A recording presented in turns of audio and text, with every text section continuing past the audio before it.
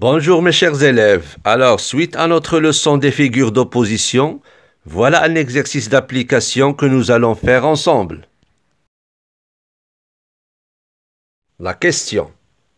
Identifier et justifier la figure de style dans chaque exemple. Exemple 1. En voulant tout gagner, j'ai tout perdu. Exemple 2. C'est du joli, cette saleté à la cuisine. Exemple 3. Tel qui rit vendredi, dimanche pleurera. Quatrième exemple. Cette petite grande âme venait de s'envoler.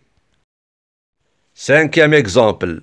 Tu lui as donné 2 dirhams. Quelle générosité! Et le dernier exemple, c'est un voyant aveugle. Vous pouvez, mes chers élèves, mettre une pause à la vidéo et faire cet exercice en pleine concentration.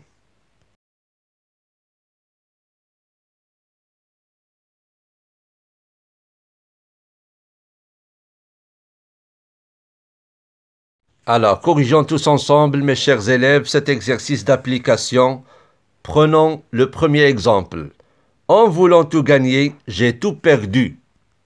Dans cet exemple, on a 2 mots qui ont un sens opposé, gagner et perdu. Donc, il y a une relation opposée dans la même phrase. Alors, on dit que c'est une antithèse.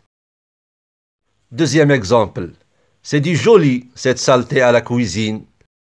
Ici, bien sûr, il y a une ironie. Pourquoi? Parce qu'on ne peut pas dire joli à une saleté. Donc, c'est une antiphrase. Le troisième exemple. Tel qui rit vendredi, dimanche pleurera.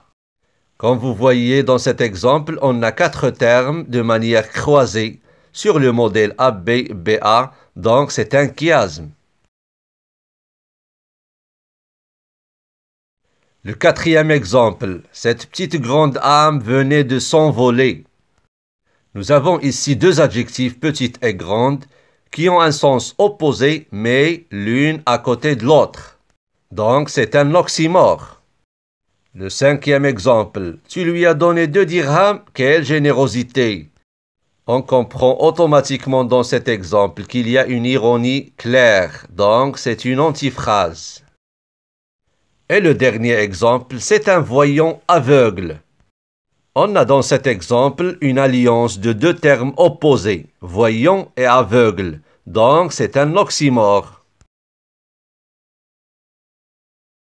Et à la fin de cet exercice, je vous remercie de votre attention et je vous souhaite un bon succès et à la prochaine vidéo.